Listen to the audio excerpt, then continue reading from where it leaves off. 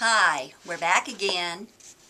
We are looking now at the simulation packet, and for Chapter 3 we are going to complete Job 1. The first thing to do is to take off all the filmy stuff that was on it, and then open your packet, and this is what you're going to get. Alright, you're going to get an instruction manual.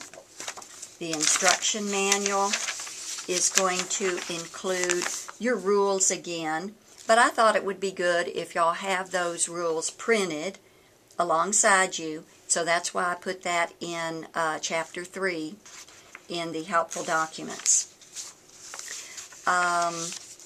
More cross-referencing. These are just all your rules. Okay. You are pretending that you work for a company. You have been hired as the records manager for RX Systems. Okay, so get familiar with this organization chart. You'll need to know that a little later. Right? Overview of jobs 1 through 4. You can read that if you wish. Now, for job 1, the principles and rules for filing, coding, cross-referencing, and storing, also known as filing, for rules 1 through 4 are applied in this job. A customer information database is maintained for our cell phone users. RX System also maintains a correspondence file for paper documents. Your duties include filing in alphabetic order named cards for the cell phone customers. This is our file box. Now the way you set it up, see how I'm holding it? You simply push on it opposite sides, and then you push in the ends, and you're actually creating a little box, right? Ooh, look at that. Now before you close it up, take something that will allow you to kind of press carefully. Maybe a pen or pencil is not the best thing, but be careful here. Okay, Dr. Deering, be careful.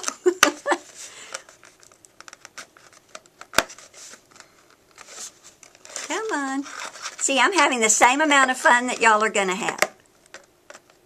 Come on. There we go. All right, and make sure you also get this other side. Okay, now don't tear this. Instead, turn it down. This is like your file drawer. Now you can go ahead and close this up. Okay, so this is now your file box. You're going to put that off. 5 1/5 cut first position pre-printed guides. Oh my gosh, well let's look at all this business. What is all this business? Okay, supplies number 1, supplies number 2. This one's small. What is this? Ooh, I don't think we need that now, primarily because this says labels for job 5. So put this away, but don't throw it away. Instead, we need guides. Ooh, let's open up all this. So I'm working from supplies number 1 envelope. Guides. Guides. What is that? Guides. Look. Oh, we need a guide A and R and S and T and U. Oh my goodness, it even says supplies 1 envelope. All I have to do is read, right? We just have to follow instructions. Okay. 18 cards, number 1 through 18, forms pad 1. Oh my God. Oh, forms pad 1. Now we're not going to need this cover, so you can throw that away. but we need 18 cards numbered 1 through 18. Well, here's 1 and here's 18. So we're going to need these, right? So we're going to take those off and very carefully put these back. So I'm going to need 1 through 18, 7 blank cross-reference card, and that's from Forms Pad 2. So once again, you don't need this, but it said 7. So 1, 2, 3, 4, 5, 6, and 7. Okay. Report sheet number 1. Now you can either get that from this data CD, or I have printed that for you, not printed it, but I have attached it for you in that helpful documents, and this is a report sheet. So report sheet number 1, and then you need a pencil. File setup. In the packet of supplies, you will find a flat file box. Well, we did that. Unfold it. We did that. Remove these. We did that. Guides are going to be present in an office environment. Place the guides in the file box in alphabetic order. Okay? Carefully detached cards numbers 1 through 18. Well, and we're not going to need this for right now, so we're going to put this away. Carefully detach card number 1 through 18. Keep the cards in proper numeric order, right? They are printed on the backs. We're going to use this in the future, so don't put an X on it or anything. We're going to be working 1 through 18. Detach the reference cards, and it says, and place them in front of the A guide for use as they are needed. This is a convenient storage place for your unused cross-reference cards. Separate the 18 cards into 2 groups, 1 through 9, right? And 10 through 18. We're first going to work with 1 through 9.